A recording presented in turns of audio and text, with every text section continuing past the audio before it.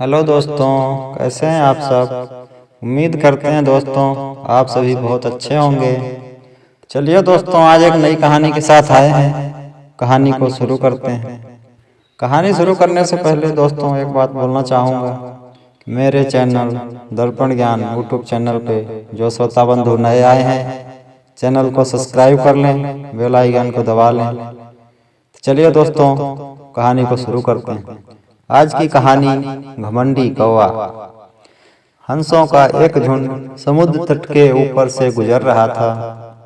उसी जगह एक कौवा भी मौज मस्ती कर रहा था। उसने हंसों की उपेक्षा भरी नजरों से देखा। तुम लोग कितनी अच्छी उड़ान भर लेते हो, कौवा मजाक के लहजे में बोला। तुम लोग और कर ही क्या सकते हो, बस अपना पंख फड़फड़ाकर उड़ान भर सकते हो। क्या तुम मेरी तरह फुर्ती से उड़ सकते हो?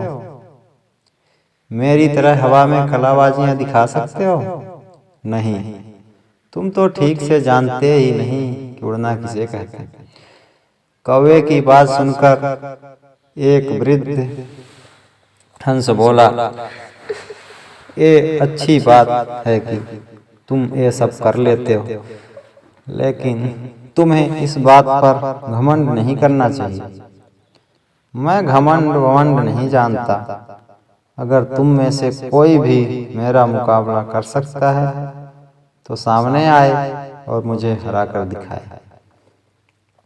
एक युवा नर हंस ने कौवे की चुनौती को स्वीकार कर ली। यह तय हुआ कि प्रतियोगिता 2 चरणों में होगी। पहले चरण में कौवा अपने कर्तव्य दिखाएगा और हंस को भी वही करके दिखाना है। और दूसरे चरण में कौवे को हंस के कर्तव्य दोहराने। प्रतियोगिता शुरू हुई। पहले चरण की शुरुआत कौवे ने की और एक से बढ़कर एक कलाबाजियां दिखाने लगा। वह कभी कभी गोल गोल चक्कर खाता तो कभी जमीन छूते हुए ऊपर उड़ जाता। वहीं हंस उसके मुकाबले कुछ खास नहीं कर पाया। अब कौवा और भी बढ़ चढ़कर बोलने लगा, मैं तो पहले ही कह रहा था तुम लोगों को और कुछ भी नहीं आता ही। फिर दूसरा चरण शुरू हुआ। हंस ने उड़ान भरी और समुद्र की तरफ उड़ने लगा। कौवा भी उसके पीछे हो लिया। ये कौन सा कमाल दिखा रहे हैं, भला सीधे सीधे उड़ना भी कोई चुनौती है। सच में तुम मूर्ख हो, सच में तुम मूर्ख हो। चुपचाप उड़ता रहा। हंस ने कोई जवाब नहीं दिया। धीरे धीरे वे जमीन से दूर होते गए और कौवे का बड़बड़ाना भी कम होता गया और कुछ देर में बिल्कुल ही बंद हो गया। कौवा बुरी तरह थक चुका था, इतना कि अब उसके लिए खुद को हवा में रखना भी मुश्किल हो रहा था। वो बार बार पानी के करीब पहुंच जाता। हंस कौवे की स्थिति समझ रहा था, पर उसने अनजान बनते हुए कहा, तुम बार बार पानी क्यों छू रहे हो? क्या ये भी तुम्हारा कोई कर्तव्य है?